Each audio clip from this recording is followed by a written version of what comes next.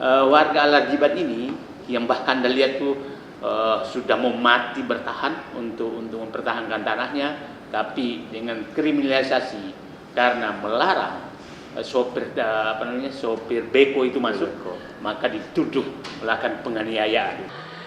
Korban yang dikatakanlah pelapor itu kan juga mereka yang datang ke tempat warga, bukan mereka diserang oleh warga Kampung Alarjiban, bukan. Jadi tadi sudah jelas bahwa sebetulnya warga yang tadi jadikan terdakwa itu adalah orang yang diserang, gitu loh. Jadi jangan sampai dibalik-balik oleh jaksa penuntut umum seolah-olah mereka adalah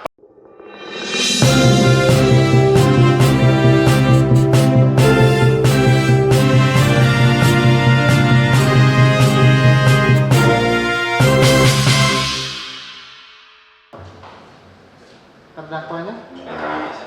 Penasihat hukum, silakan Bapak. Untuk atributnya Bapak. Oke.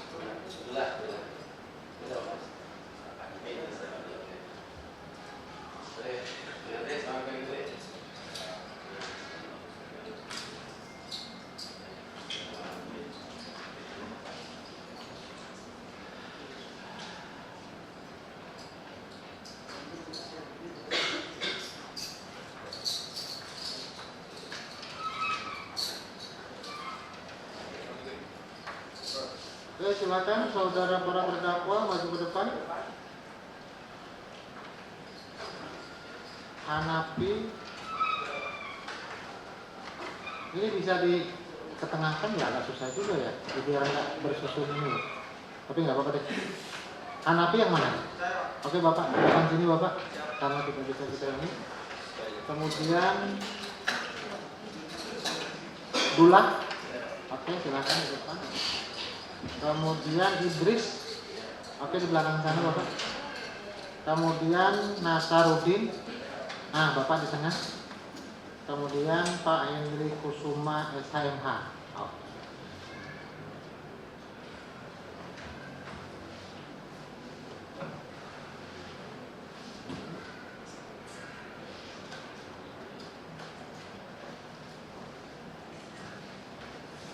Bapak berlima sehat? Sehat Bapak? Sehat ya? Oke, kalau sehat berarti bisa mengikuti jalannya persidangan ya.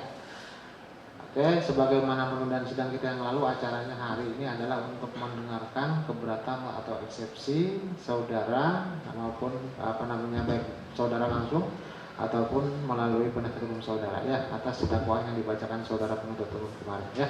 Sudah siap Bapak? sudah siap. Sudah siap. Oke, silakan dibacakan.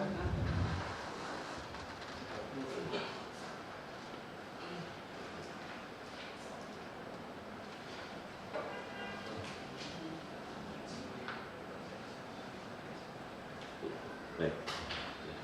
Mohon izin Hakim yang mulia, nanti ada 3 eksepsi akan kami bacakan. Oke, silakan. Jadi dari kantor hukum, kemudian dari Pak Hendri.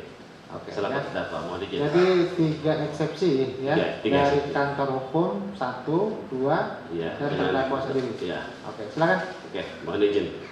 Bismillahirrahmanirrahim. Tim pembela korban kriminalisasi oligarki nomor 020 garing TPK 20 garing 12 Romawi garing 2025 Tangerang 10 Desember 2025 kepada Yang Mulia Majelis Hakim dalam perkara nomor 2085-P-2025-PN-PNG Jalan Taman Pahlawan, Taman Makam Pahlawan nomor 7 Tangerang, Banten. Eksepsi nota keberatan atas surat dakwaan nomor reg perkara 4351-M-6.12-2-11-11 perkara nomor 2085-P-2025-PN-PNG. A. Identitas para terdakwa. 1. Nama Hanafi bin Rosid, tempat tanggal lahir Tangerang 08 Februari 1993, jenis kelamin laki-laki, keluarga negara Indonesia, alamat Kampung Alar Jiban, RT 002 garing RW 008, Desa Pohon, Kecamatan Paku Haji, Kabupaten Tangerang, Provinsi Banten. Agama Islam, pekerjaan karyawan swasta, pendidikan sekolah lanjutan tingkat atas. 2. Nama Dullah alias Jerry bin Tanil, tempat lahir Tangerang, umur 37 tahun, tanggal lahir 10 Maret 1988, jenis kelamin laki-laki, keluarga negaraan Indonesia, alamat Kampung Keramat Gili, RT 002 garing RW 003, Desa Keramat, Kecamatan Paku Haji, Kabupaten Tangerang, Provinsi Banten. Agama Islam, pekerjaan wira swasta, pendidikan sekolah lanjutan tingkat atas. 3. Nama Idris Apandi bin Nawin, tempat lahir Tangerang, umur 55 tahun, tanggal lahir 17 Agustus 1970, jenis kelamin laki-laki, keluarga negaraan Indonesia, alamat Kampung Alar, RT 006 garing RW 011, Desa Kohot, Kecamatan Paku Haji, Kabupaten Tangerang, Provinsi Banten. Agama Islam, pekerjaan sopir, pendidikan sekolah lanjutan tingkat atas. 4. Nama Henry Kusuma SHMH bin almarhum Haji Sarsu Hairi, tempat lahir Majalengka, umur 45 tahun, garis miring tanggal lahir 30 April 1980, jenis kelamin laki-laki, keluarga negaraan Indonesia, alamat Emerald Garden B16 RT 001 garing RW 011, Kelurahan Parigi, Kecamatan Pondok Aren, Kota Tangerang Selatan, Provinsi Banten. Agama Islam, pekerjaan wira swasta, pendidikan magister hukum.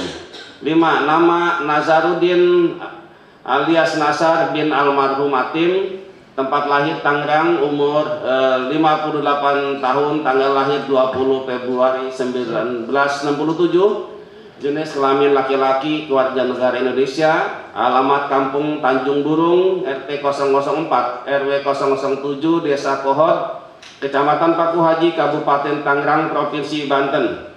Agama Islam, pekerjaan buruh, harian lepas, pendidikan sekolah lanjutan tingkat atas. Selanjutnya terdakwa 1, terdakwa 2, terdakwa 3, terdakwa 4, dan terdakwa 5 secara bersama-sama disebut para terdakwa Hanafi bin Rosid dan kawan-kawan. B. Pendahuluan. Assalamualaikum warahmatullahi wabarakatuh. Dengan hormat, perkenankanlah kami dalam persidangan yang mulia ini mengajak kita semua untuk selalu mengingat dan memohon atas kehadiran Allah Tuhan yang Maha Esa dan yang Maha Adil. Sesungguhnya kami selalu mengutarakan doa dan harapan agar selama persidangan ini berlangsung, Yang Mulia Majelis Hakim, Saudara Jaksa Penuntut Umum, dan kami selaku penasihat hukum para terdakwa Hanafi bin Rosid dan kawan-kawan senantiasa dibimbing, diberi kekuatan serta pikiran dan hati nurani yang jernih demi terwujudnya keadilan dan kebenaran. Bahwa pada kesempatan ini kami selaku tim penasihat hukum para terdakwa Hanafi bin Rosid dan kawan-kawan juga menyampaikan rasa terima kasih kepada Yang Mulia Majelis Hakim karena telah memberikan kesempatan kepada kami untuk mengajukan eksepsi atau nota keberatan terhadap surat dakwaan jaksa penuntut umum. Besar harapan kami kiranya persidangan ini dapat berlangsung dengan menjunjung tinggi asas pidana, yakni praduga tidak bersalah sampai memperoleh kekuatan hukum yang tetap. Kami sengaja mengutarakan asas pidana yang paling dalam eksepsi atau nota keberatan ini karena masih berkaitan dengan suasana dan situasi kriminalisasi PIK 2 terhadap rakyat Banten yang berupaya memperjuangkan haknya terhadap perampasan tanah. Dalam persidangan hari ini kita dipertontonkan bagaimana perjuangan aparat penegak hukum untuk menghukum warga negara tanpa didasarkan adanya bukti yang jelas. Padahal dalam perkara pidana, untuk meyakinkan suatu tindak pidana benar-benar terjadi dan terdakwalah pelakunya, diperlukan bukti yang jelas jauh melebihi dari cahaya, sehingga menghilangkan keraguan sekecil apapun untuk melindungi kebebasan seseorang. Lantas bagaimana jika penegakan hukum dilakukan tanpa didasari bukti yang jelas? Ini sama saja seperti menembak dalam asap, karena pembuktiannya hanya didasarkan pada perkiraan serta asumsi belaka. Sesungguhnya para terdakwa Hanafi bin Rasyid dan kawan-kawan hanya berupaya mempertahankan diri, membela hak warga Al-Arjiban dari tindakan pengembang PIK 2 yang melakukan praktek serakah nomik dalam usaha mengeruk untung sebesar-besarnya dengan cara menindas rakyat kecil, mengabaikan etika, memanipulasi hukum serta kesejahteraan masyarakat luas. Sehingga yang menjadi pertanyaannya, apakah pantas mereka yang sudah berjuang untuk kepentingan masyarakat luas malahan diperlakukan layaknya penjahat oleh aparat penegak hukum?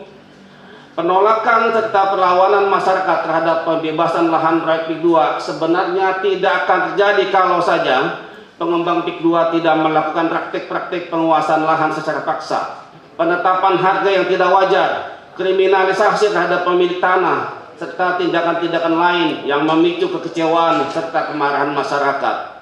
Oleh karena itu, besar harapan kami yang mulia Majelis Hakim senantiasa berpihak pada kearifan hati nurani dalam melihat duduk perkara ini dengan jernih, demi menjunjung tinggi hukum serta keadilan yang pada akhirnya menjatuhkan putusan yang berdasarkan demi keadilan berdasarkan ketuhanan yang Maha Esa. Mohon izin dilanjutkan oleh rekan kami. Terima kasih. Majelis Hakim yang mulia, penuntut umum yang kami hormati, modus operandi perampasan tanah di PIK 2 bahwa upaya perampasan tanah di Al-Arjiban dilakukan dengan cara-cara yang tidak benar dengan memframing bahwa tanah tersebut telah dibebaskan oleh PIK 2 dengan harga yang tidak masuk akal, sehingga warga masyarakat dipaksa untuk menerima penawaran yang dilakukan PIK 2 dengan ancaman akan adanya laporan polisi apabila menolak.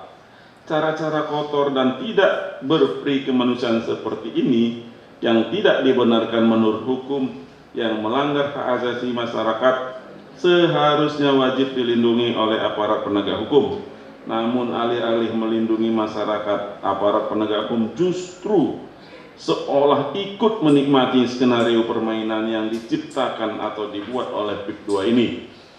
Selain itu, oknum-oknum PIK 2 juga berusaha untuk mengadu domba warga Al-Arjiban agar menimbulkan perpecahan di antara para warga.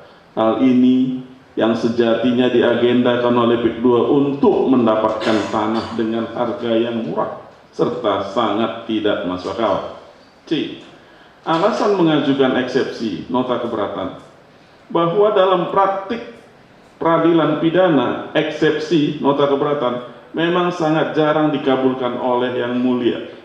Dikabulkan yang mulia Majelis Hakim dengan alasan klasik, eksepsi sudah masuk pokok perkara. Sekalipun yang diuraikan dalam eksepsi tidaklah menyentuh pokok perkara. Namun demikian, kami tetap merasa perlu berjuang untuk mengajukan eksepsi nota keberatan dalam perkara aku oleh karena pasal 156 ayat 1 KUHP telah memberi hak kepada para terdakwa untuk mengajukan keberatan eksepsi, dan eksepsi nota keberatan diajukan apabila terhadap suatu surat dakwaan terdapat ketidakjelasan, ketidakcermatan, atau sesuatu kekeliruan yang bersifat yuridis sehingga akan menyulitkan para terdakwa dalam hal membela dirinya atau dibela oleh penasihat hukumnya dengan sebaik-baiknya di pengadilan.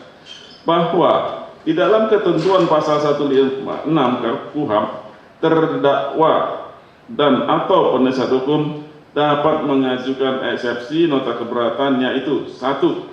Eksepsi tentang kewenangan mengadili. 2. Eksepsi tentang dakwaan tidak dapat diterima. 3. Eksepsi tentang surat dakwaan batal.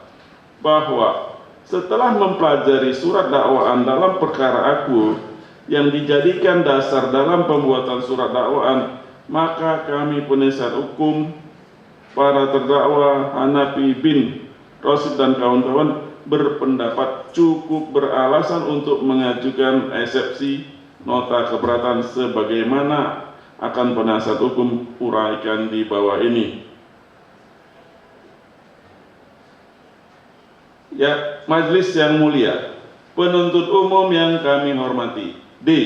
Materi pokok eksepsi nota keberatan bahwa surat dakwaan mempunyai peranan penting dalam suatu perkara pidana karena berdasarkan surat dakwaan itulah dapat tidaknya terdakwa dijatuhi hukuman oleh hakim.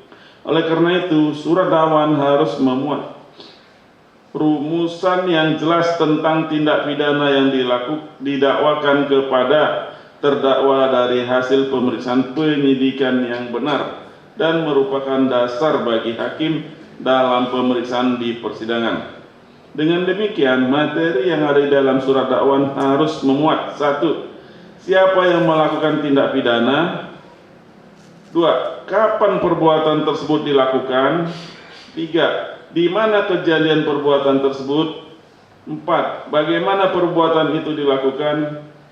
5. Dengan alat apa perbuatan itu dilakukan. 6. Apa akibat dari perbuatan tersebut dalam artian siapa yang menjadi korban atau siapa yang dirugikan. Kesemuanya itu harus didukung oleh bukti-bukti yang cukup sesuai dengan ketentuan KUHP. Selanjutnya, berdasarkan hal tersebut di atas, yang menjadi pertanyaan kami adalah bagaimana apabila surat dakwaan yang diajukan ternyata mengandung cacat formil, yakni orang yang diajukan sebagaimana terdakwa keliru atau salah orang, dalam artian yang seharusnya diajukan adalah orang lain, dalam hal ini pelaku tindak pidana yang sebenarnya. Bentuk dakwaan yang diajukan tidak tepat, dalam hal ini berarti penuntut umum keliru dalam merumuskan tindak pidana yang dilakukan oleh terdakwa. Dakwaan tidak dapat diterima. Bahwa KUHP tidak menjelaskan mengenai ukuran atau kriteria apa saja yang dapat dijadikan alasan untuk menilai suatu surat dakwaan harus dinyatakan tidak dapat diterima. Oleh karenanya, sebagai pedoman, kita perlu memperhatikan doktrin hukum dengan mengutip pendapat para ahli mengenai hal tersebut, yakni M. Yahya Arahab SH dalam bukunya yang berjudul Pembahasan Permasalahan dan Penerapan KUHP menyebutkan bahwa alasan keberatan untuk menyatakan dakwaan tidak dapat diterima. 1. Apa yang didakwakan kepada terdakwa bukan tindak pidana kejahatan atau pelanggaran. 2. Apa yang didakwakan kepada terdakwa telah pernah diputus dan telah mempunyai kekuatan hukum tetap. Nebis in idem. 3. Apa yang didakwakan kepada terdakwa telah lewat waktu atau kadaluarsa. 4. Apa yang didakwakan kepada terdakwa tidak sesuai dengan tindak pidana yang dilakukan. 5. Apa yang didakwakan kepada terdakwa bukan merupakan tindak pidana, akan tetapi termasuk ruang lingkup perkara perdata atau perselisihan perdata. 6. Apa yang didakwakan kepada terdakwa adalah tindak pidana aduan, sedangkan orang yang hendak mengadu tidak pernah mempergunakan haknya. Selanjutnya, M. Yahya Arahab SH menyatakan pula, kalau keberatan yang diajukan oleh terdakwa atau penasihat hukum diterima berupa dakwaan tidak dapat diterima atau surat dakwaan dibatalkan, berarti kelanjutan pemeriksaan perkara sudah selesai. maka perkara tadi sudah berakhir pemeriksaannya dan telah diputus berdasarkan putusan dari segi formil. Pendapat M. Yahya Arhab SH tersebut sejalan dengan apa yang dimaksud pada pasal 156 ayat 2 KUHP yang menegaskan, jika hakim menyatakan keberatan tersebut diterima, maka perkara itu tidak diperiksa lebih lanjut. Sebaliknya, dalam hal tidak diterima atau hakim berpendapat hal tersebut baru dapat diputuskan setelah selesai pemeriksaan, maka sidang dilanjutkan. Majelis Hakim yang mulia, penuntut umum yang kami hormati, F. Error in persona, bahwa dalam menguraikan alasan error in persona dalam surat dakwaan menurut pendapat M. Yahya Arhab SH dalam bukunya yang berjudul Pembahasan Permasalahan dan Penerapan KUHP edisi kedua halaman 128 menyatakan error in persona sebagai alasan eksepsi dakwaan tidak dapat diterima, yakni sebagai berikut. Exception in persona. Orang yang diajukan sebagai terdakwa keliru, yang semestinya diajukan sebagai terdakwa orang lain karena dia pelaku tindak pidana yang sebenarnya. Dalam peristiwa orang yang diajukan sebagai terdakwa bukan pelaku tindak pidana yang sebenarnya, pada dakwaan terkandung cacat atau kekeliruan error in persona dalam bentuk disqualification in persona. Jika terjadi kekeliruan yang demikian, penuntut umum telah mendakwa seseorang yang tidak mempunyai hubungan hukum dan pertanggungjawaban dengan tindak pidana atau kejahatan yang didakwakan. Oleh karena itu, dakwaan penuntut umum harus dinyatakan tidak dapat diterima. Dalam kasus seperti ini, putusan tidak final dalam arti relatif. Tindak pidana atau perkara pidana tersebut dapat diajukan kembali kepada pelaku tindak pidana yang sebenarnya, tetapi mutlak tidak dapat diajukan kembali kepada terdakwa semula yang telah dinyatakan berada dalam posisi diskualifikasi in persona. Bahwa selain pendapat M. Yahya Arhab SH tersebut di atas, kami juga ingin mengingatkan suatu doktrin hukum tentang pertanggungjawaban dalam tindak pidana sebagai dasar hukum mengenai pertanggungjawaban dalam hukum pidana. Simon merumuskan Strafrecht atau delik sebagai suatu perbuatan yang oleh hukum diancam dengan pidana bertentangan dengan hukum dilakukan oleh seorang yang bersalah dan orang itu dipandang bertanggung jawab atas perbuatannya. Selanjutnya diserahkan kepada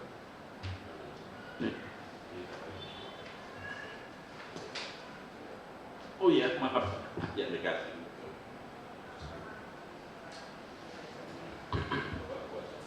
Lanjutkan yang mulia.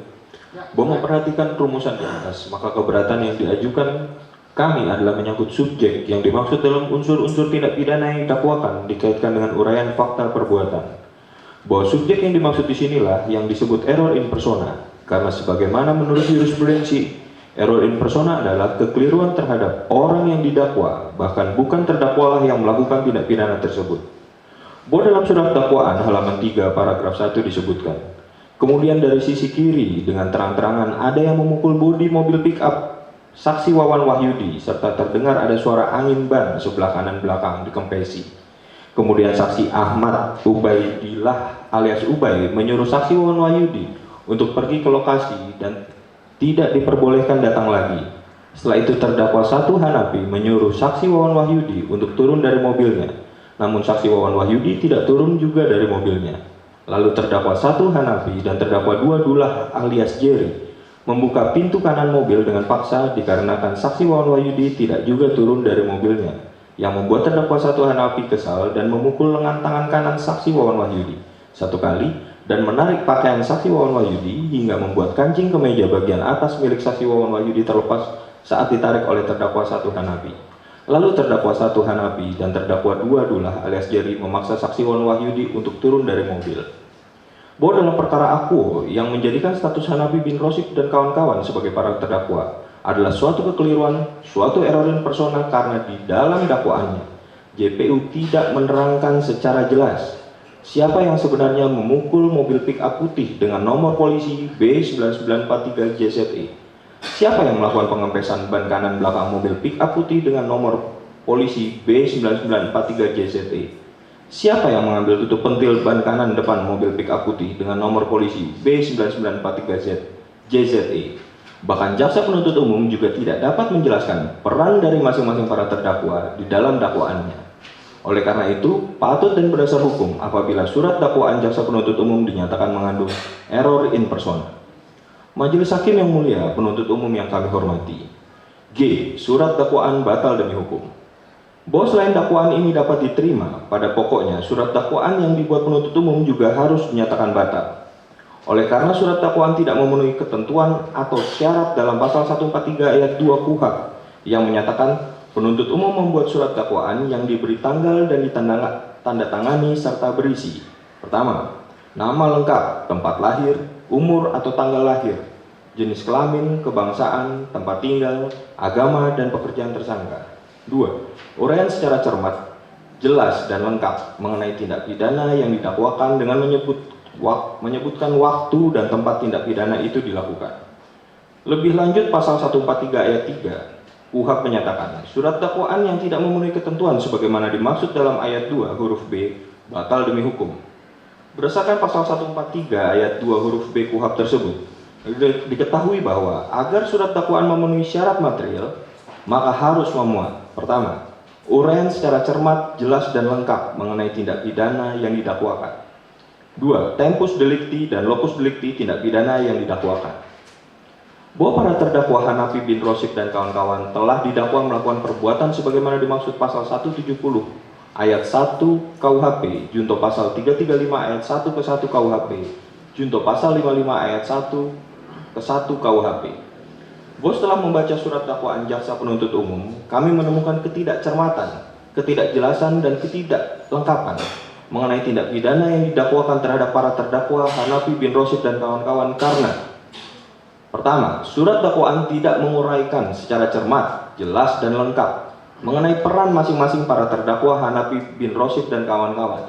Dan 2, surat dakwaan tidak menguraikan secara cermat, jelas, dan lengkap tentang rumusan delik dan fakta-fakta yang didakwakan terhadap para terdakwa Hanapi bin Rosyid dan kawan-kawan, dan bagaimana unsur bersama-sama melakukan perbuatan pidana dimaksud. H. Surat dakwaan kabur, obscur libel karena tidak jelas, tidak cermat, dan tidak lengkap. Bahwa jaksa penuntut umum dalam surat dakwaannya mendakwa para terdakwa Hanapi bin Rosyid dan kawan-kawan dengan pasal 170 ayat 1 KUHP, junto pasal 335 ayat 1 ke 1 KUHP, junto pasal 55 ayat 1 ke 1 KUHP. Namun jaksa penuntut umum tidak secara cermat, jelas, dan lengkap menguraikan peristiwa pidana yang diduga dilakukan para terdakwa, sehingga rumusan unsur dalam dakwaan penuntut umum menjadi kabur, obscur libel. Yang dimaksud cermat, jelas, dan lengkap adalah dengan seksama dan teliti. Kata teliti diartikan dengan meneliti.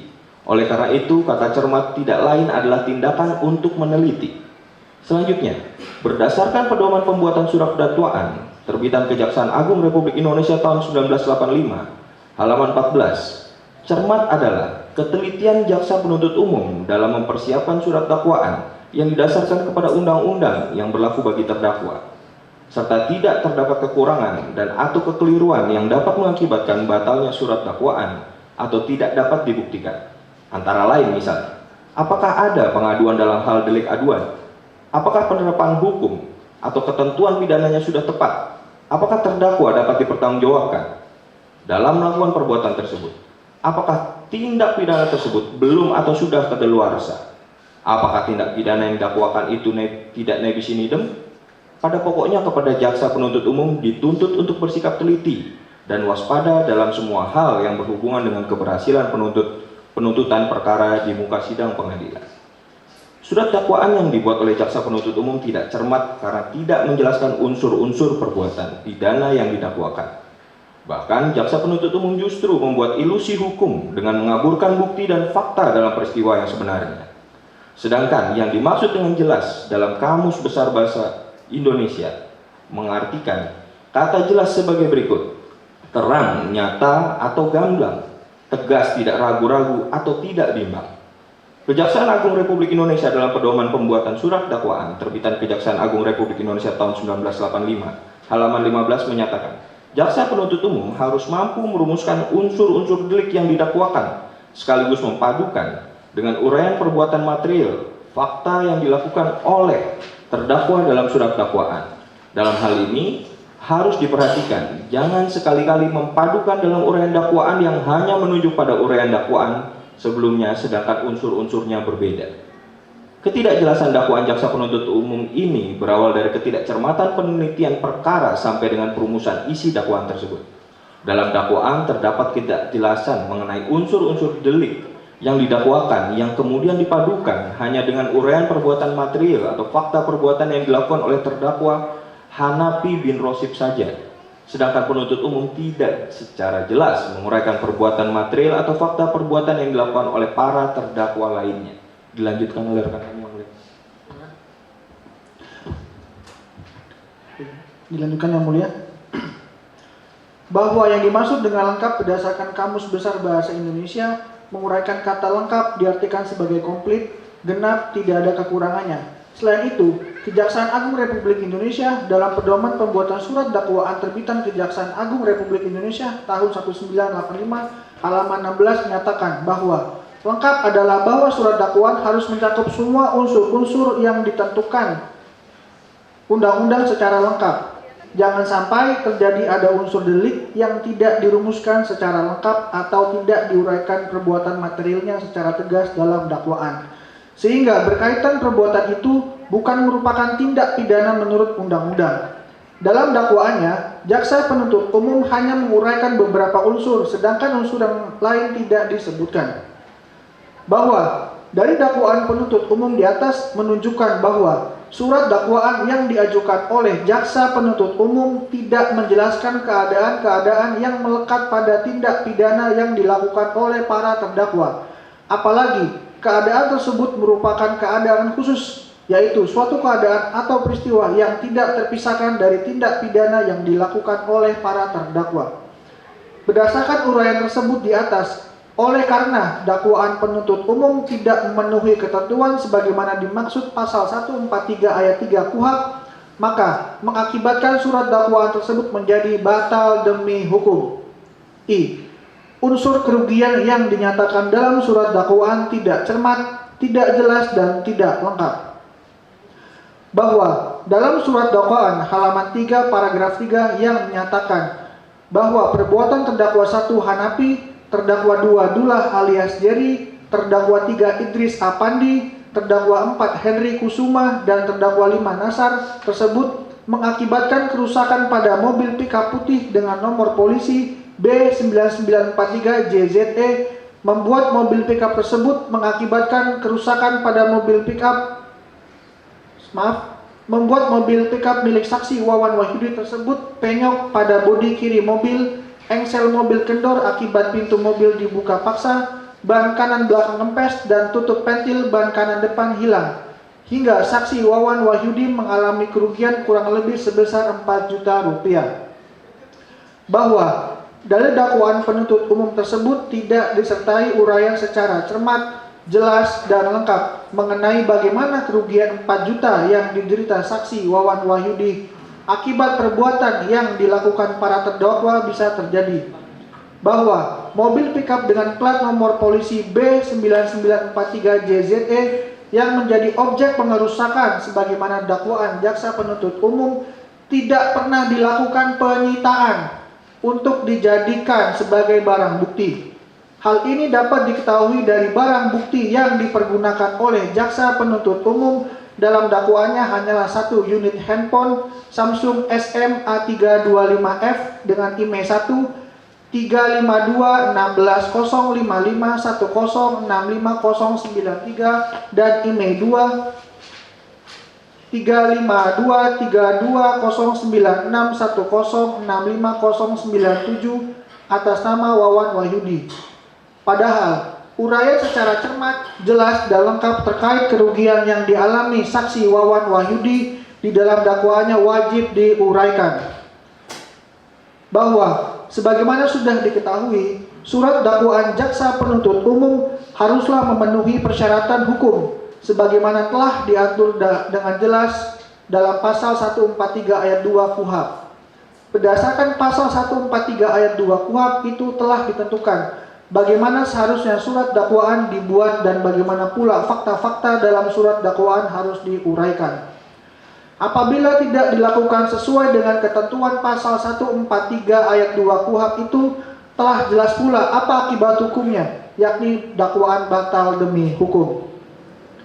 Bahwa dengan mencermati surat dakwaan jaksa penuntut umum yang hanya 5 halaman, jelas tidak terlihat perbuatan para terdakwa Hanafi bin Rosyid dan kawan-kawan yang keseluruhannya memenuhi unsur-unsur dari delik pengeroyokan yang menyebabkan luka ringan, luka berat, dan atau pengancaman dan atau turut serta sebagaimana yang didakwakan terhadap para terdakwa Hanafi bin Rosyid dan kawan-kawan dengan menyebutkan waktu dan tempat tindak pidana dilakukan.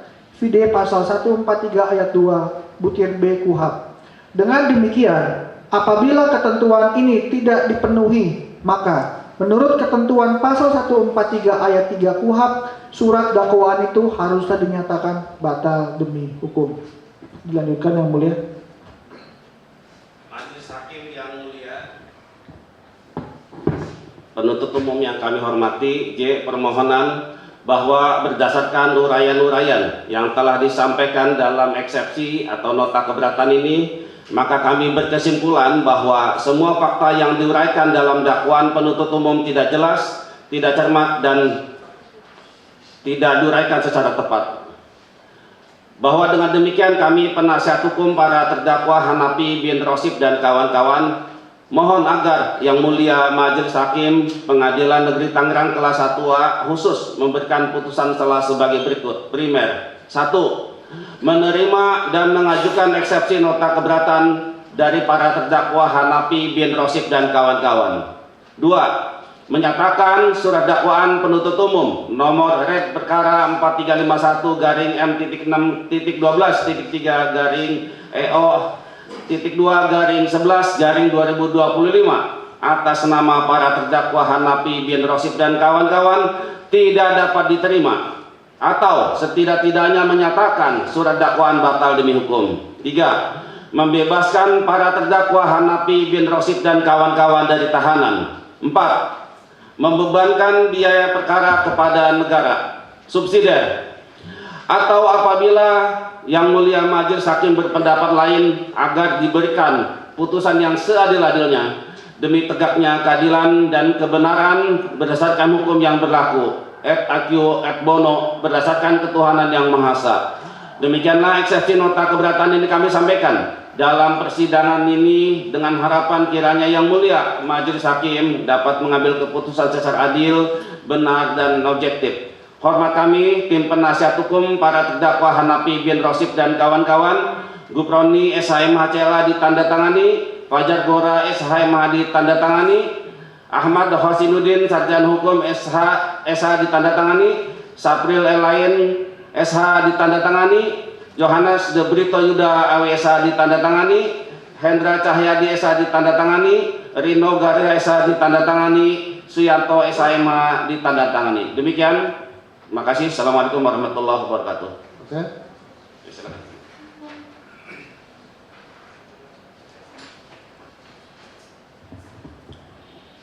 Minta tolong nanti soft copy-nya ya. Baik ya.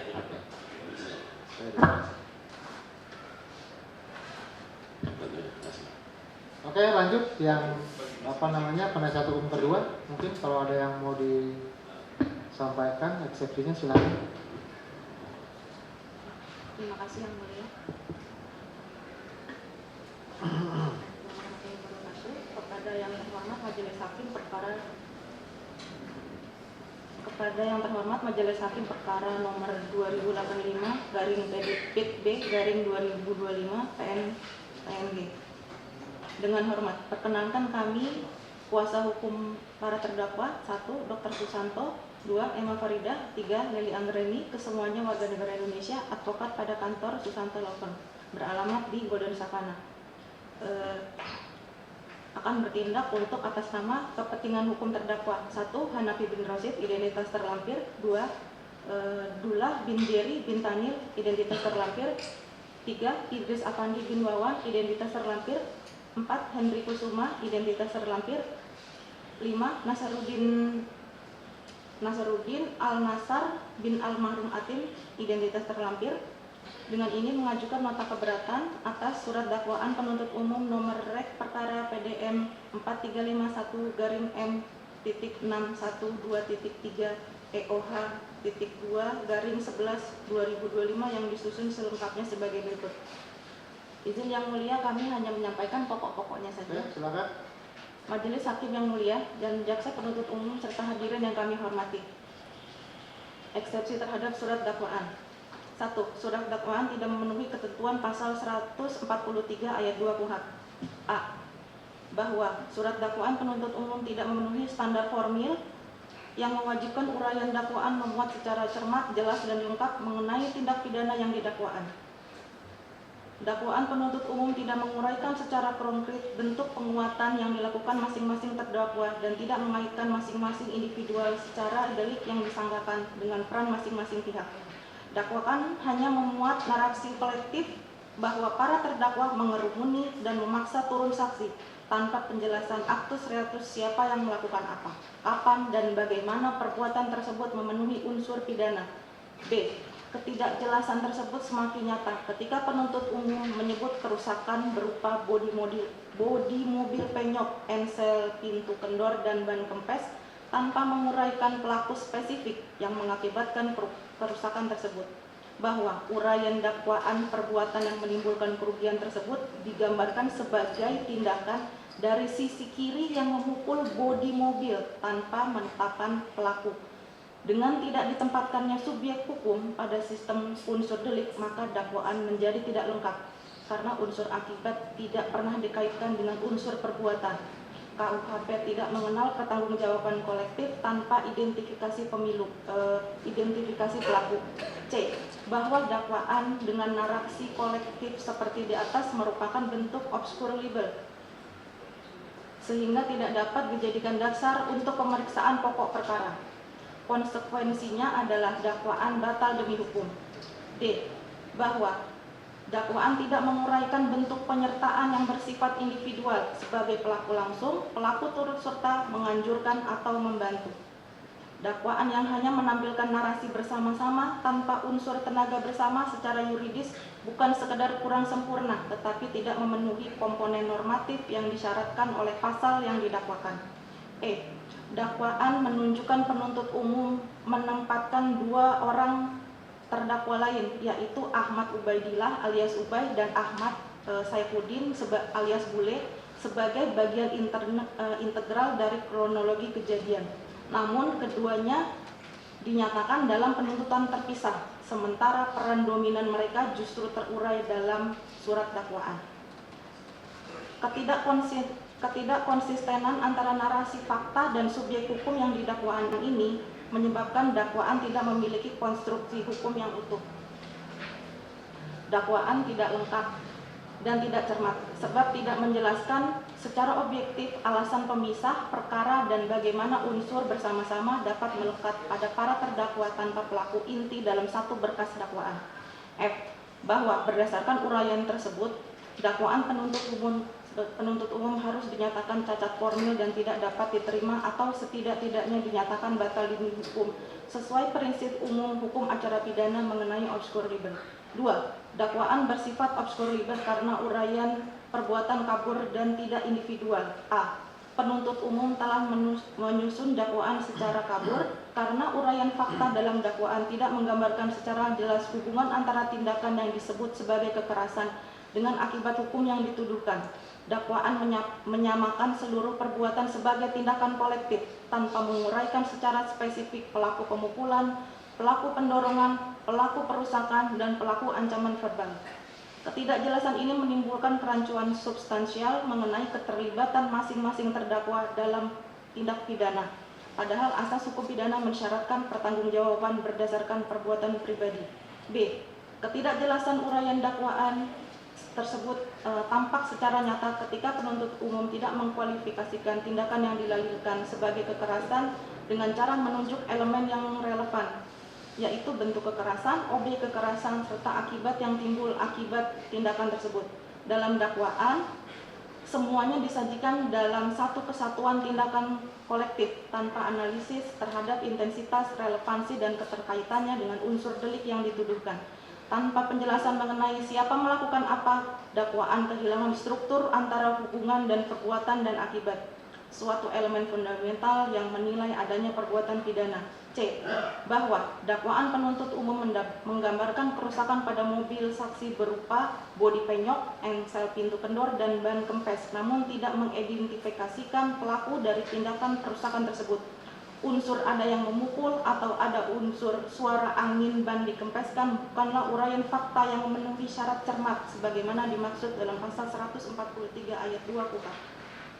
D. Bahwa ketidakjelasan dan penyamarataan peran ini juga menimbulkan kontradiksi dengan dimasukkannya pasal 55 ayat 1 KUHP yang didakwakan dalam dakwaan alternatif. Dalam perkara akuo, penuntut umum tidak memberikan uraian mengenai bentuk kerjasama tersebut, tidak menjelaskan siapa pelaku utama, siapa pelaku turut serta, dan apakah yang turut membantu. Dakwaan menjadi kabur karena pasal 55 KUHP diterapkan tanpa fondasi faktual yang memadai. E. Dakwaan juga menunjukkan ketidakkonsistenan karena dua pihak lain, Ubaidillah alias Ubay dan Ahmad Saifuddin alias Bule, melakukan tindakan krusial yang menghentikan kendaraan, mengambil kunci mobil, dan memaksa saksi menghapus rekaman video, namun justru berada dalam penuntutan terpisah. Dakwaan demikian secara yuridis cacat karena menempatkan perbuatan orang lain sebagai beban pertanggungjawaban terdakwa. 3. Unsur kekerasan dalam pasal 170 ayat 1 KUHP tidak terpenuhi. A. Dakwaan pertama berdasarkan pasal 170 ayat 1 KUHP tidak terpenuhi karena unsur pokok pasal tersebut mengharuskan adanya penggunaan kekerasan secara terang-terangan dan bersama-sama terhadap orang dan barang. Dakwaan hanya menjelaskan dugaan tindakan memukul mobil, membuka pintu mobil, mengempeskan ban, serta adanya dorongan dan ancaman verbal terhadap saksi. Tidak menunjukkan adanya kekerasan dalam arti hukum pidana, yaitu tindakan fisik yang menimbulkan penderitaan, kerusakan serius atau dampak nyata terhadap objek menjadi sasaran. B. Bahwa uraian dalam dakwaan hanya menyebut adanya tindakan memukul bodi mobil, membuka pintu, dorongan ringan terhadap saksi, serta ancaman. Ibu. Masih berapa lembar lagi, Ibu? Masih banyak yang mulia. Masih banyak. Kalau gitu karena ini sudah jam 5 ya, kita skor sebentar. Kebetulan kami belum sempat sholat asar. Begitu ya, karena yang sama tuh katanya. Karena tadi maraton kami sidang di sana, langsung ke sini, itu sholat asarnya kelupaan. Ini mungkin sekitar 20 menit lagi, ya, salah ya, 20-30 menit lagi lah, biar kita sholat dulu ya. Juga yang lain mungkin kalau misalkan mau sholat silakan. Ya mudah-mudahan ya 10-15 menit lah kita bisa ya sholat asar, kita skor dulu ya. Kita maksudnya ya, karena ya bukan apa-apa, karena sholat ya. Kalau makan nggak ada masalah, kali aja tuh makan lapar masih bisa kata tahan, kalau sholat jangan. Itu ya. Jadi untuk sementara sidang diskon. Oke ya, kita mulai ya. Skor dicabut, sidang dilanjutkan. Silakan Ibu lanjut. Baik, terima kasih yang mulia. Kami lanjutkan kembali. 3. A. Unsur kekerasan dalam pasal 170 ayat 1 KUHP tidak memenuhi. A. Bahwa dakwaan pertama pasal 170 ayat 1 KUHP ayat 1 tidak terpenuhi karena unsur pokok pasal tersebut mengharuskan adanya penggunaan kekerasan secara terang-terangan dan bersama-sama terhadap orang atau barang. Dakwaan hanya menjelaskan dugaan tindakan pemukulan bodi, membuka pintu mobil, mengempeskan ban, serta adanya dorongan dan ancaman verbal terhadap saksi. Tidak menunjukkan adanya kekerasan dalam arti hukum pidana, yaitu tindakan fisik yang menimbulkan penderitaan, kerusakan serius, atau dampak nyata terhadap objek yang menjadi sasaran. B. Bahwa dalam uraian dakwaan hanya menunjuk adanya tindakan memukul bodi mobil, membuka pintu, mendorong ringan terhadap saksi, serta ancaman verbal. Tidak menggambarkan karakteristik kekerasan sebagaimana dimaksud pasal 170 KUHP karena tidak menunjukkan unsur daya paksa fisik yang secara nyata dan serius menyebabkan kerusakan atau penderitaan. C. Bahwa unsur secara bersama-sama dalam pasal 170 KUHP menuntut adanya koordinasi perbuatan yang bersifat aktif dan simultan dalam melakukan kekerasan. Dakwaan tidak menguraikan adanya kerjasama, kehendak, maupun pembagian peran dalam melakukan kekerasan. Hubungan antara terdakwa tidak menjelaskan sebagai rangkaian aksi yang bersifat kolektif. D. Bahwa saksi Wawan Wahyudin digambarkan hanya mengalami tindakan berupa tarikan pada pakaian, dorongan, dan upaya pemukulan yang tidak mengenai tubuh saksi. Tindakan tersebut bahkan tidak menjelaskan apakah menimbulkan rasa sakit, luka, trauma fisik, atau dampak medis apapun. Secara objektif menunjukkan bahwa unsur kekerasan terhadap orang tidak terpenuhi. E. Bahwa terhadap barang, dakwaan tidak menguraikan secara pasti siapa pelaku perusakan dan bagaimana tindakan tersebut memenuhi kualifikasi kekerasan dan menyebabkan kerusakan serius. Dakwaan hanya menyebutkan dari sisi kiri ada yang memukul bodi mobil. Tidak jelaskan pula bagaimana tindakan pemukulan tersebut berkorelasi langsung dengan kerusakan material sehingga menimbulkan kerugian sebanyak 4 juta rupiah. Dengan demikian bahwa unsur akibat berupa kerusakan tidak terbukti berasal dari tindakan yang dilakukan secara kekerasan oleh para terdakwa. F. Bahwa tindakan cacat formil. Pelapor atas pengeroyokan mobil tidak memiliki legal standing karena pelapor bukan pemilik mobil. G. Bahwa ketidakjelasan konstruksi unsur kekerasan dalam dakwaan semakin menunjukkan bahwa pasal 170 KUHP diterapkan secara dipaksakan. Dakwaan secara esensial lebih menunjukkan adanya sengketa atau pertentangan kepentingan di lokasi kejadian, bukan perbuatan kekerasan, terang-terangan dan bersama-sama, sebagaimana dimaksud dalam pasal 170 KUHP. H. Bahwa unsur utama tindak pidana sesuai pasal 170 ayat 1 KUHP tidak terpenuhi dalam dakwaan, hanya memuat narasi peristiwa tanpa analisis unsur, tidak menguraikan pelaku secara individu, tidak menunjukkan adanya akibat hukum yang berasal dari tindakan kekerasan yang dapat dipertanggungjawabkan. 4. Dakwaan alternatif hanya menunjukkan ketidakpastian penuntut umum. A. Bahwa penuntut umum menyusun 2 dakwaan secara alternatif, yaitu pasal 170 ayat 1 KUHP atau pasal 335 ayat 1 KUHP, J pasal 55 ayat 1 KUHP dengan uraian fakta yang sama. Seharusnya hanya dilakukan apabila secara objektif terhadap perbedaan nilai yuridis terhadap fakta yang jelas. B. Bahwa secara doktrinal dakwaan alternatif hanya dapat digunakan apabila 2 konstruksi hukum berbeda yang dapat lahir dari fakta yang sama. Namun setiap konstruksi hukum tersebut harus jelas-jelas unsurnya, sehingga majelis hakim dapat memilih norma mana yang paling tepat. C. Bahwa ketidakpastian semakin nampak ketika uraian dakwaan kedua yang mendasarkan pada pasal 335 KUHP tetap memasukkan narasi yang sama, termasuk tindakan memukul bodi mobil, mengempaskan ban, sampai pemaksaan saksi turun dari kendaraan. D. Bahwa hukum pidana menghendaki bahwa setiap orang hanya boleh dipidana berdasarkan ketentuan yang jelas. Pencantuman 2 pasal secara alternatif tanpa diferensiasi unsur menunjukkan bahwa penuntut umum tidak memiliki kepastian hukum internal terhadap norma mana yang berlaku terhadap fakta. F. Bahwa kerancuan dakwaan alternatif tersebut memiliki konsekuensi yuridis yang serius, karena kedua pasal memiliki objek pembuktian yang berbeda. Pasal 170 menitik beratkan pada tindakan kekerasan terhadap orang atau barang yang dilakukan secara bersama-sama. Sebaliknya, pasal 335 mengedepankan unsur pemaksaan, ancaman kekerasan, atau perlakuan tidak menyenangkan sehingga pembuktian terletak pada unsur paksaan psikologis dan pengaruh terhadap korban. G. Bahwa penyusunan dakwaan alternatif dalam perkara aqua tidak mencerminkan penggunaan teknik dakwaan yang dibenarkan dalam hukum acara pidana. Dakwaan tidak menunjukkan kejelasan mengenai norma yang akan dibuktikan sehingga menghambat hak terdakwa untuk menerima informasi formal mengenai tuduhan terhadap dirinya. 5. Ketidakpastian waktu kejadian menghilangkan kepastian dakwaan. A. Bahwa dalam surat dakwaan penuntut umum menyebutkan bahwa kejadian sekiranya pukul 15.30 WIB atau setidaknya dalam bulan Juli 2025 atau setidaknya dalam tahun 2025. Menunjukkan penuntut umum tidak memiliki kepastian mengenai tempus delicti. Dakwaan yang tidak pasti mengenai waktu kejadian mengakibatkan seluruh dakwaan menjadi kabur sehingga tidak layak dilanjutkan ke pembuktian. B. Bahwa ketidakpastian dalam penentuan waktu kejadian tidak hanya menyebabkan kekurangan teknis tapi merupakan cacat mendasar yang membuat dakwaan memiliki standar minimal sebagai dasar pemeriksaan. Dakwaan semacam ini tidak layak dilanjutkan karena dakwaan adalah pernyataan positif mengenai tindak pidana, bukan asumsi atau dugaan yang perlu dicari kepastiannya dalam proses pembuktian. C. Bahwa tempus delicti wajib dicantumkan secara jelas.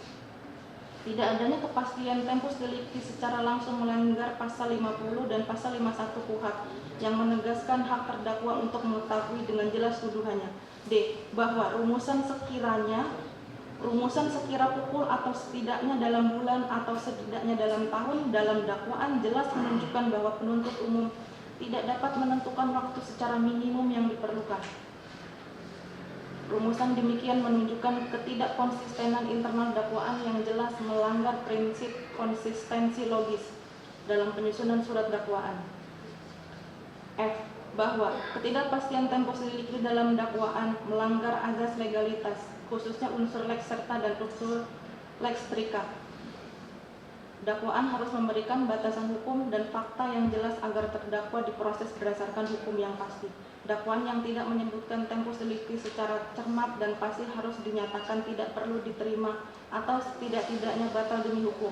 6. Dakwaan tidak menguraikan unsur turut serta dalam pasal 55 KUHP.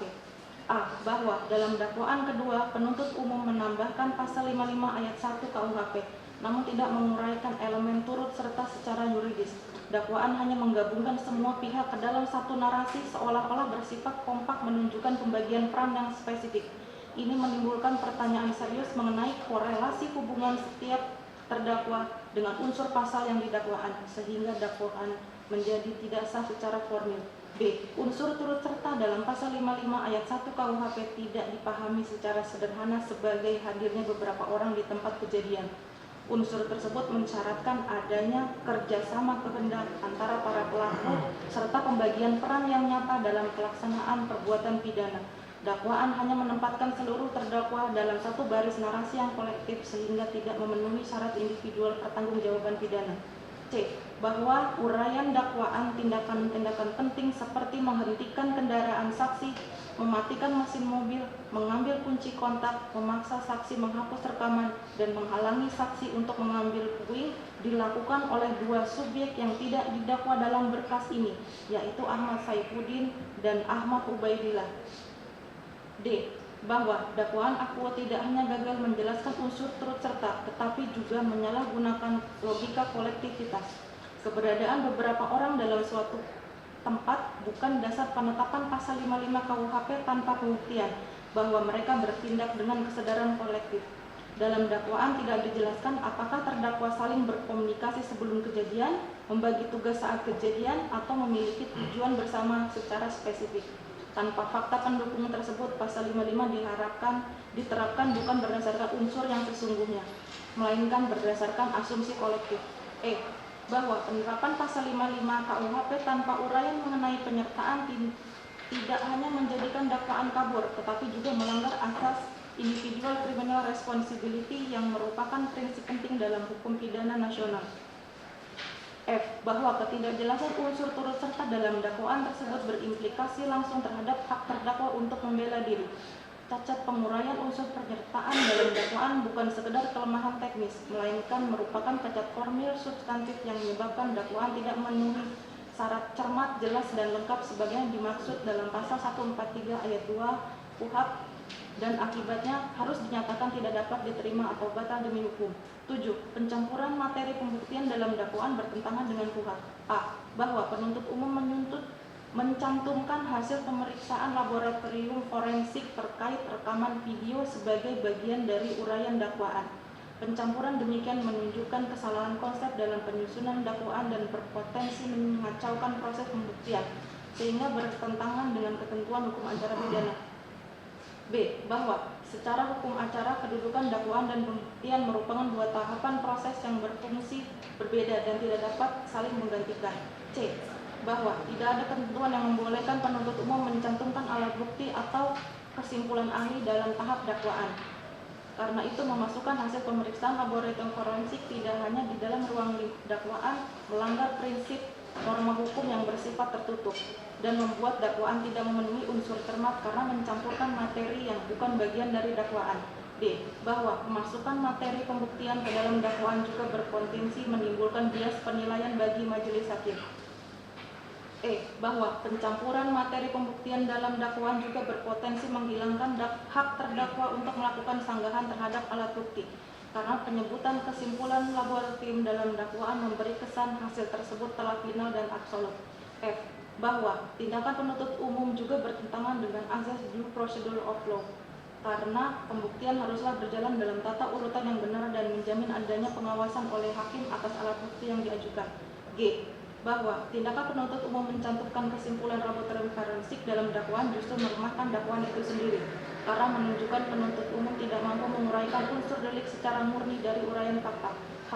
Bahwa pencantuman materi pembuktian ke dalam dakwaan merupakan pelanggaran terhadap pasal 143 ayat 2 KUHP dan prinsip fundamental hukum acara pidana. Dakwaan yang demikian harus dinyatakan cacat formil. Dakwaan harus dinyatakan tidak dapat terima atau batal demi hukum karena tidak dapat dijadikan dasar pemeriksaan pokok perkara. 8. Dakwaan tidak lengkap. Bahwa dakwaan tidak memuat motif para terdakwa karena pada BAP jelas para terdakwa menyatakan hanya bertahan dari serangan mafia tanah yang menawarkan dan mengintimidasi warga untuk menyerahkan tanah dengan cara relokasi. B. Bahwa pelapor menyampaikan rencana akan melakukan penyerangan kepada warga yang dikuatkan oleh saksi Sumarta alias Iwan, Gatot, Oman, dan Soleh bahwa peristiwa tersebut telah direncanakan oleh pelapor. Akan tetapi, jaksa penuntut umum telah menyembunyikan keterangan para terdakwa dan para saksi. Permohonan, berdasarkan uraian dalil tersebut, argumentasi dan keprihatinan atas tidak terpenuhinya syarat formil maupun material surat dakwaan penuntut umum sebagaimana kami sebutkan di atas, maka dengan kerendahan hati dan penghormatan penuh kepada majelis yang mulia, kami selaku penasihat hukum terdakwa memohon agar majelis hakim berkenan untuk menjatuhkan putusan sebagai berikut. 1. Menerima dan mengabulkan nota keberatan terdakwa untuk seluruhnya. 2. Menyatakan surat dakwaan penuntut umum nomor rek perkara PDM 4361-M612.3 EOH 21-11-2025 tidak cermat, tidak jelas, tidak lengkap, kabur, dan cacat formil karena tidak memenuhi ketentuan pasal 143 ayat 2 huruf B KUHP. 3. Menyatakan surat dakwaan tersebut batal demi hukum. 4. Memerintahkan para terdakwa dikeluarkan dari tahanan. 5. Menyatakan pemeriksaan tidak dapat dilanjutkan. 6. Memulihkan harkat martabat dan terdakwa, harkat martabat terdakwa dalam kemampuan kedudukan dan harkat seperti semula. 7. Membebankan biaya kepada negara. Demikian nota keberatan ini kami sampaikan dengan harapan yang tulus agar yang mulia majelis hakim berkenan menilai setiap uraian dengan kejernihan hati dan kemudian menerangi hukum. Hormat kami, penasihat hukum para terdakwa. Oke ya.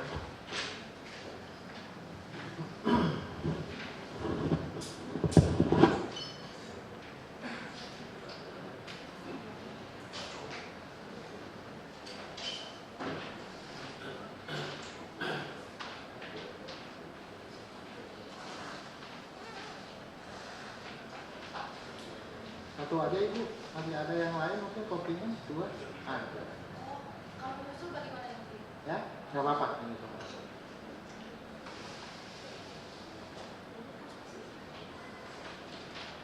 maksudnya soft kopinya nanti juga ya, dulu ya. Oke, selanjutnya siapa lagi yang Bapak silakan? Oke, silakan.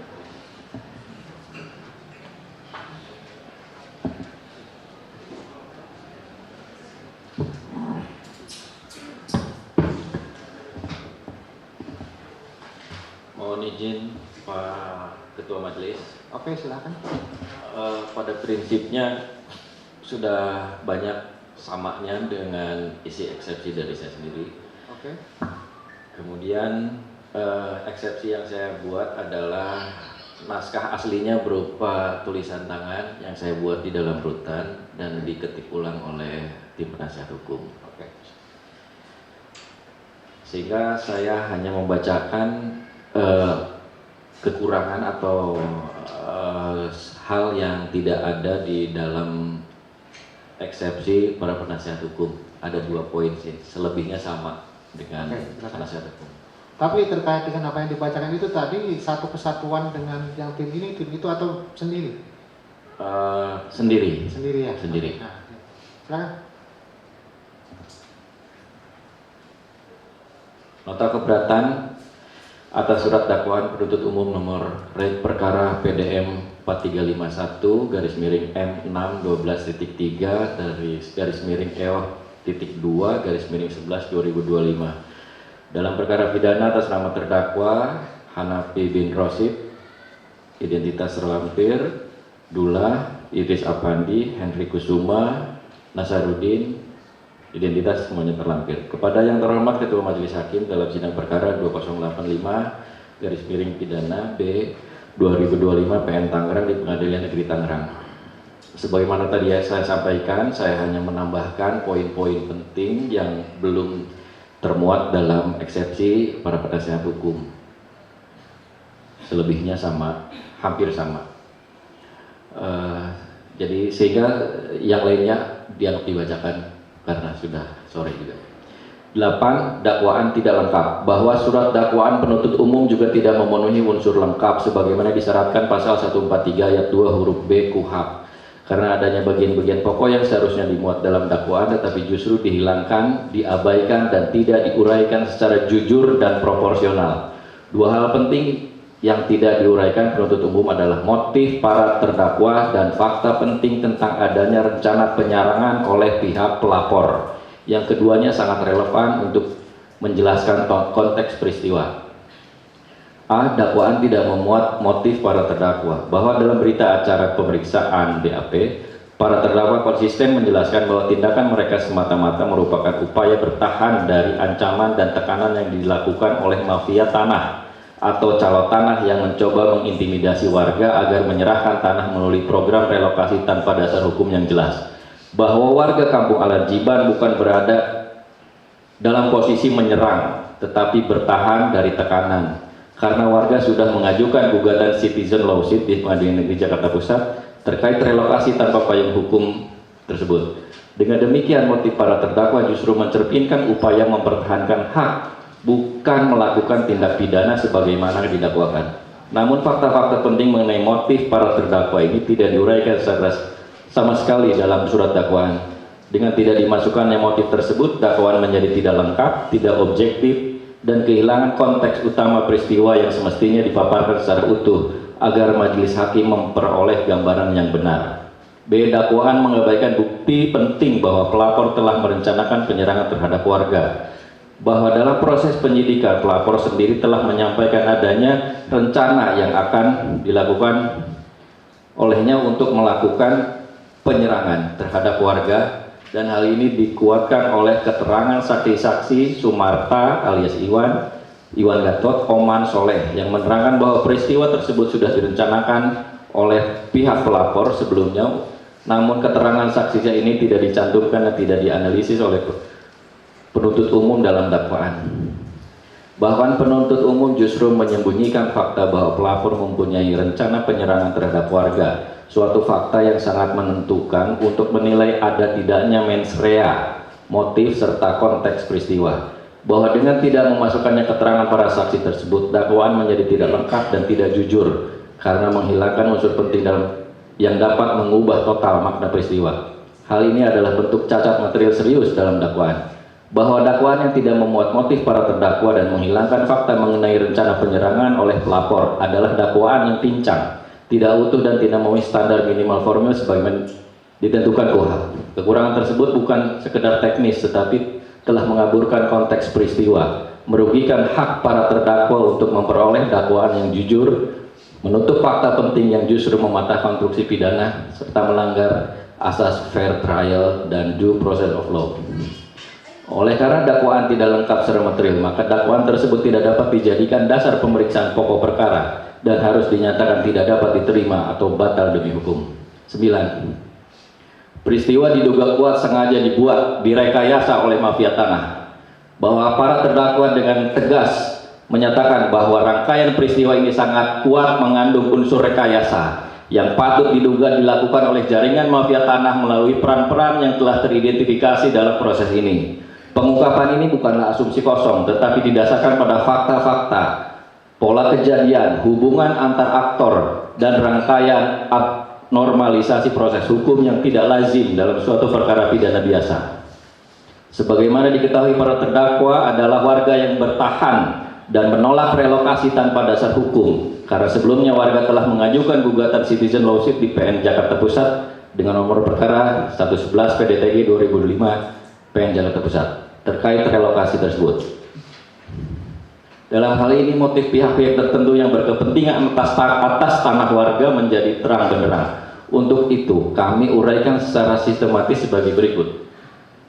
A. Mafia tanah merupakan jaringan terorganisir dengan modus operandi rekayasa proses hukum.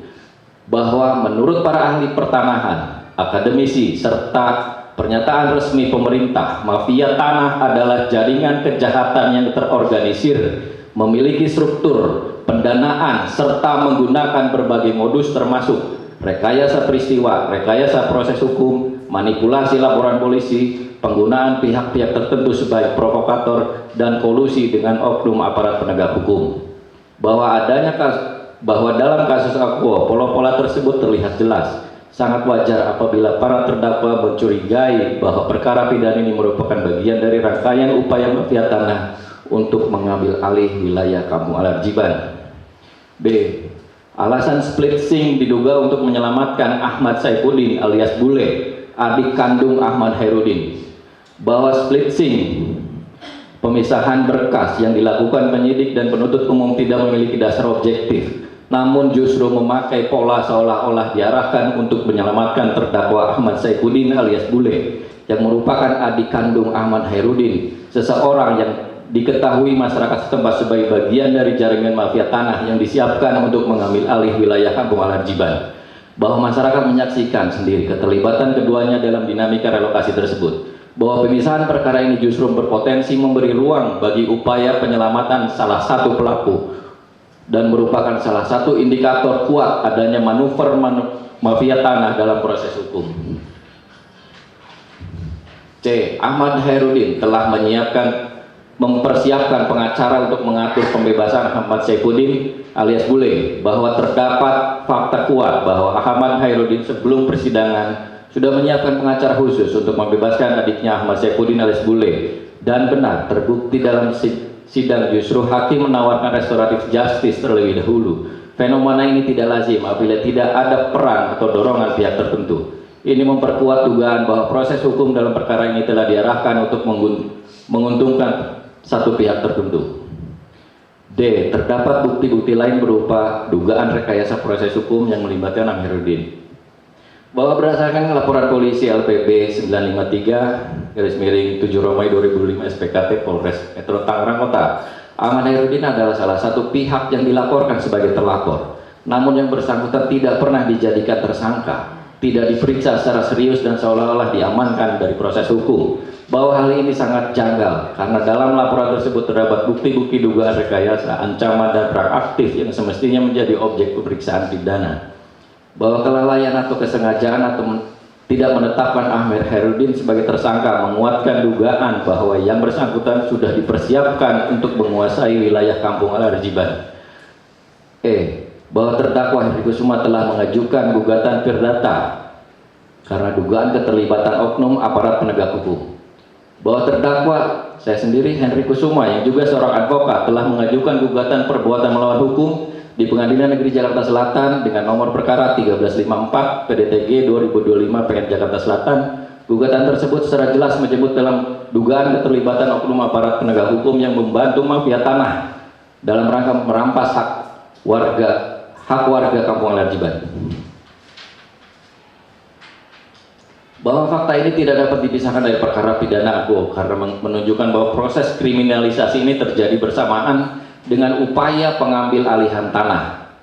F. Pernyataan Ahmad Saifuddin alias Bule bahwa ia memiliki pengacara yang bisa membebaskan dirinya sendiri membuktikan adanya intervensi, bahwa jauh sebelum penahanan dilakukan Ahmad Saifuddin alias Bule beberapa kali mengatakan, saya punya pengacara yang bisa membebaskan saya sendiri. Sebagai sesama advokat terdakwa, Hendri Kusuma menganggap pernyataan ini sangat tidak logis karena bagaimana mungkin satu orang tersangka dari 7 tersangka dapat dibebaskan sendiri, kecuali sejak awal perkara memang akan dipecah dan skenario penyelamatan telah disiapkan. Faktanya Ahmad Saifuddin alias Bule dan Ahmad Ubaidillah alias Ubay dipisahkan perkaranya dan Ahmad Saifuddin alias Bule yang memiliki peluang paling besar untuk dibebaskan karena Ahmad Ubaidillah alias Ubay terkait perkara lain. Hal ini memperkuat dugaan adanya rekayasa, intervensi, pembiaran dan kerjasama diam-diam dengan oknum aparat penegak hukum. Bahwa seluruh rangkaian peristiwa di atas menunjukkan bahwa 1. Perkara ini bukan peristiwa pidana murni. Terdapat pola orkestrasi yang rapi.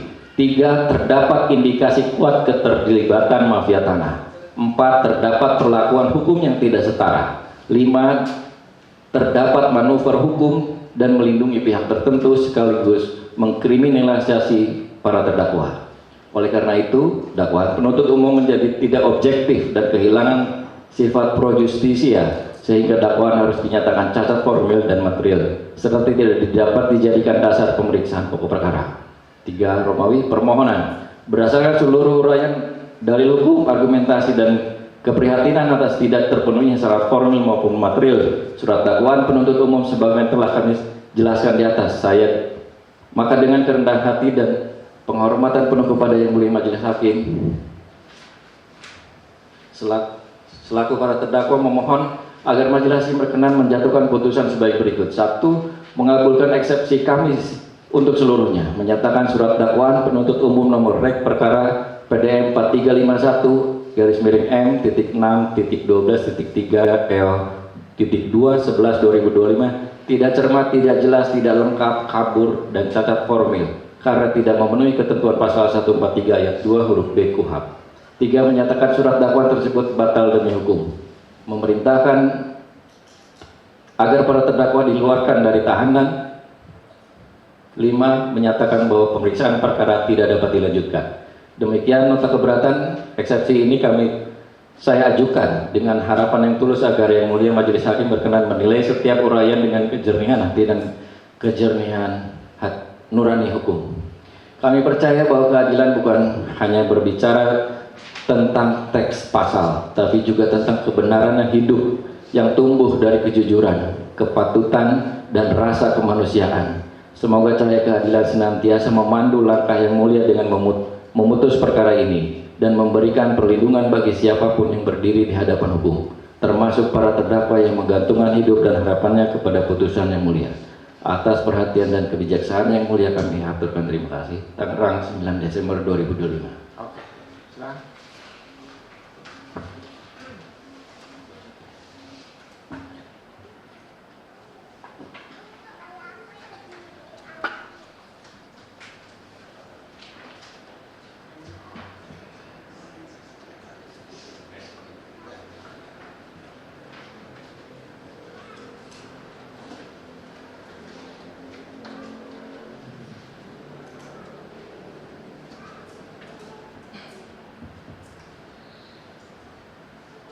Oke ya, jadi eksepsi untuk keberatan para penasihat hukum dan juga terdakwa sudah dibacakan tadi.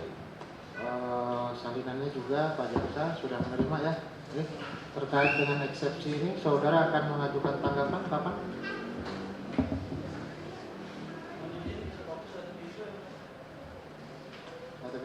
Satu minggu itu jatuhnya di tanggal 17.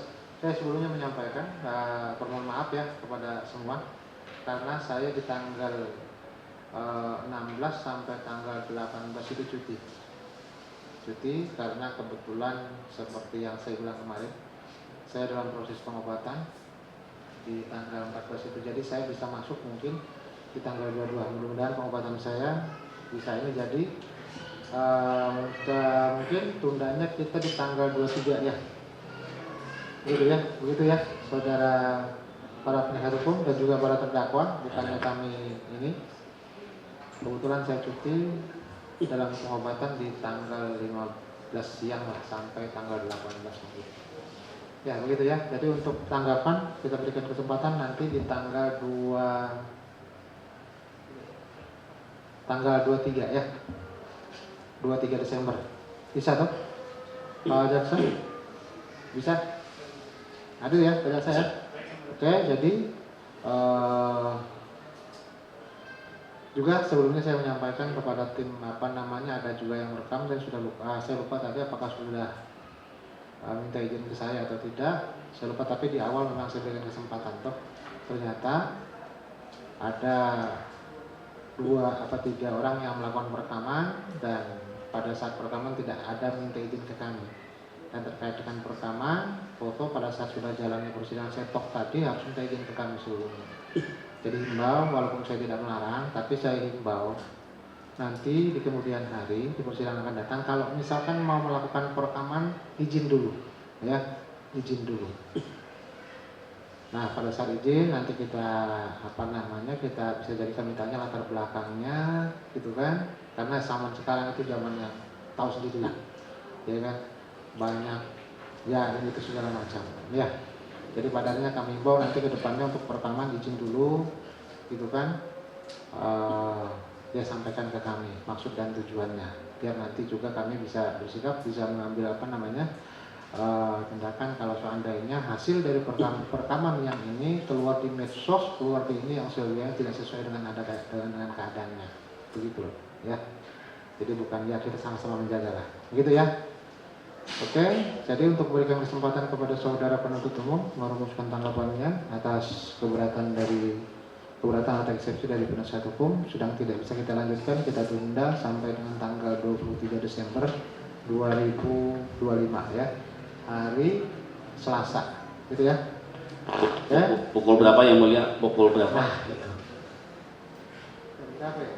Karena kita janjinya kemarin jam 2 toh, ternyata itulah paham kan di sini banyak sekali. Atau kita sepakati aja biar nggak terlalu lama menunggu juga, gitu kan? Diambil aja sore aja sekalian, gitu loh. Karena kalau misalkan kita janji seperti kemarin jam 2, tahu-tahu yang di sana perkara saya juga mungkin kalau mau lihat daftarnya banyak sekali, ini baru yang ini. Jadi yang sedangkan perkara tadi saya ada yang 5 saksinya, ada yang 3, ada yang 4 dan seterusnya, gitu yo. Nah jadi akhirnya janji kami untuk jam 2 kita bersidang, tidak waktu kita harus menimbang juga. Nah terkait dengan hal ini mungkin ya gimana?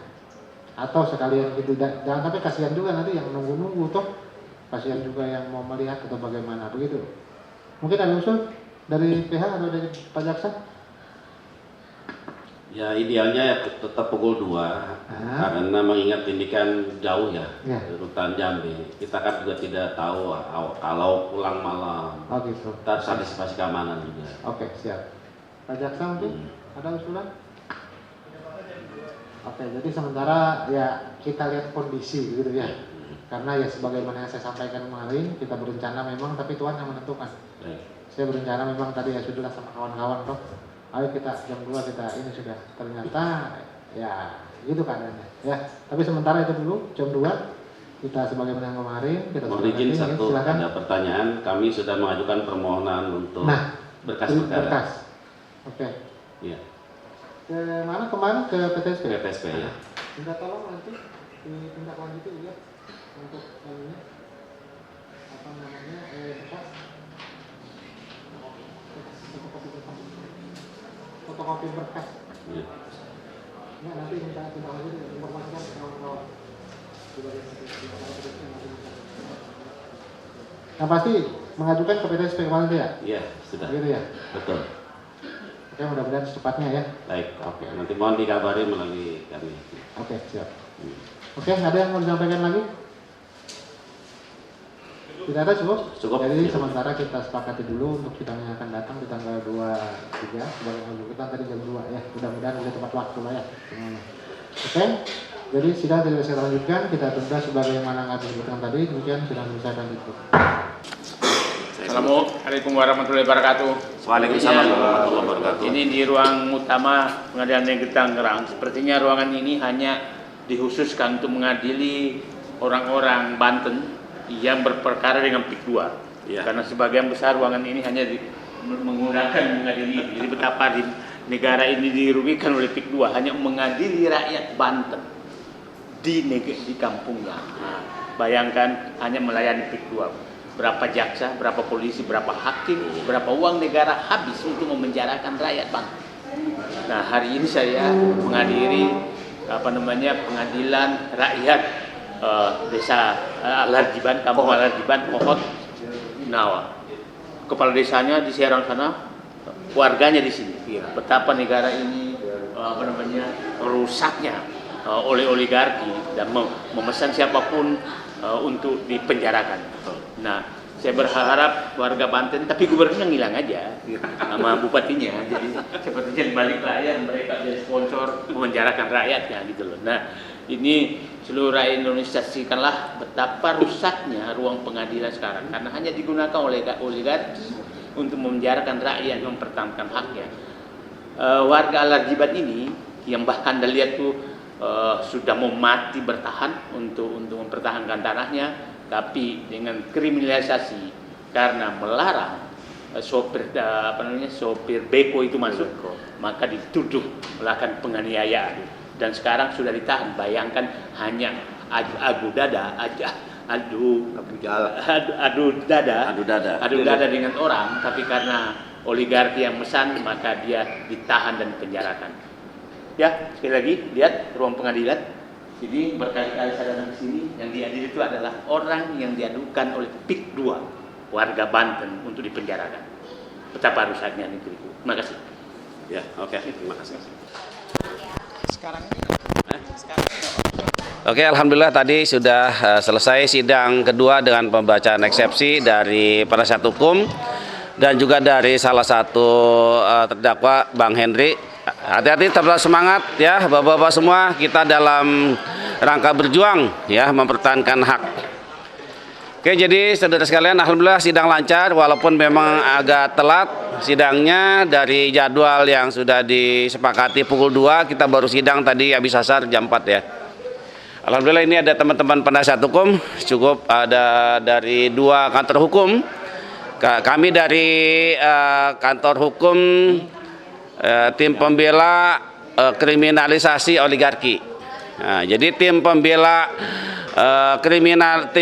kriminalisasi oligarki itu pun terbagi dari 3 kantor. Ada dari kami dari LBH AP Pimpinan Pusat Muhammadiyah, lalu dari kantor hukum Fajar Gora SHMH dan kantor hukum Ahmad Qasidudin. Kemudian juga dari kantor hukum Pak Susanto, Pak Dr. Susanto SMH. Alhamdulillah kita membersamai untuk melakukan pembelaan ya terhadap saudara-saudara kita yang menjadi korban kriminalisasi. Ada 5 warga yang dibawa ke pengadilan ya dengan pasal yang dibuat-buat, pasal 170. Padahal faktanya itu bukanlah sebuah peristiwa pidana, bukan. Jadi kami menilai sebetulnya tidak ada pengeroyokan, ya, tidak ada penganiayaan, apalagi di situ juga ada pengerusakan mobil dan seterusnya. Justru kami melihat bahwa ini adalah upaya dari pihak mafia tanah agar warga ini untuk terusir dari kampung halamannya.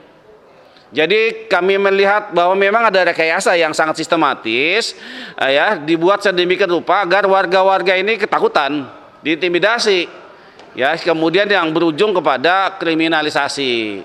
Tadi sudah disampaikan oleh Bang Henry Kusuma bahwa korban yang dikatakanlah pelapor itu kan juga mereka yang datang ke tempat warga, bukan mereka diserang oleh warga kampung Alarjiban, bukan. Jadi tadi sudah jelas bahwa sebetulnya warga yang tadi jadikan terdakwa itu adalah orang yang diserang, gitu loh.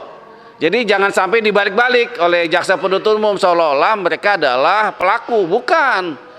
Jadi mereka sedang kumpul di masjid, didatangi oleh pelapor-pelapor itu. Dan memang direkayasa agar ini jadi semacam pasal gitu loh. Ya, alat buktinya hanya satu, handphone. Video itu yang katanya ada penganiayaan lah, ada pengeroyokan. Nanti kita minta agar video itu agar dibuka semuanya. Ya, karena kami menilai bahwa dia yang memang merencanakan itu terjadi. Alat buktinya hanya handphone. Jadi kalau ada kerusakan mobil yang katanya itu penyok-penyok, yang katanya ada kerugian 44 juta, harus dibuktikan juga di pengadilan. Semestinya mobil losbak itu harus dihadirkan, jadikan alat bukti nanti. Bahkan kami dengar mobil losbak itu juga sudah diperbaiki katanya. Jadi menghilangkan jejak ya bahwa itu ada peristiwa tindak pidana. Nah, ini juga penting bagi kita untuk mengungkap lebih jauh apa motif daripada pelapor-pelapor ini. Ya, nanti pada saat mereka dihadirkan sebagai pelapor, ya tentu kita akan cecar pertanyaan-pertanyaan ya. Karena kita juga harus tahu motifnya apa dia datang ke lokasi. Kecuali hanya untuk sekedar memancing ya keributan. Nah, jadi harus jelas dari situ. Jadi insya Allah kami dari tim penasihat hukum akan melakukan pembelaan secara maksimal terhadap warga kita yang dikorbankan, yang dizolimi. Dan lagi-lagi ini kan bagian dari proyek besar yang terjadi di Tangerang itu. Apa proyeknya? Proyek Pantai Indah Kapuk 2 gitu loh. Karena Alarjiban masuk sebagai daerah yang akan direlokasi. Ya kan memang ada yang sudah direlokasi gitu ya, tapi ada juga masyarakat yang bertahan untuk tidak mau direlokasi. Kalau mau silakan hargai tanahnya sekian, kan wajar kalau masyarakat melakukan penawaran harga. Dan saya kira itu hal yang sangat biasalah ya. Tapi karena si mafia tanah ini nggak mau rugi gitu ya, maka ditekan sedemikian rupa warga Kampung Alarjiban ini untuk melepaskan tanahnya dengan harga yang sangat murah. Itu aja. Jadi masalah lainnya kan adalah masalah ketidakadilan. Bolehlah relokasi tapi manusiawi, harganya memang harga yang sesuai dengan apa yang diharapkan oleh warga. Jangan ini kemudian diintimidasi, kemudian mau pemasangan gorong-gorong agar mobil truk pengangkut tanah bisa melintasi Kampung Alarjiban. Nah, inilah jadi intinya kami dari tim penasihat hukum insya Allah akan membersamai warga Kampung Alarjiban. Ya, insya Allah kami lillahi ta'ala. Ya, insya Allah kami lillahi ta'ala semata-mata dalam rangka untuk membela orang-orang yang terzolimi. Demikian yang bisa kami sampaikan. Mungkin dari tim Pak Susanto, silakan. Enggak? Ada mau bicara lagi? Yuk. Oke, saya kira itu saja. Terima kasih. Nanti kita akan sidang berikutnya tanggal 23 hari Selasa pukul 2. Mohon masyarakat terutama dari warga Kampung Alarjiban mohon hadir memberikan support moral terhadap masyarakat yang dizolimi. Demikian dari saya. Assalamualaikum warahmatullahi wabarakatuh.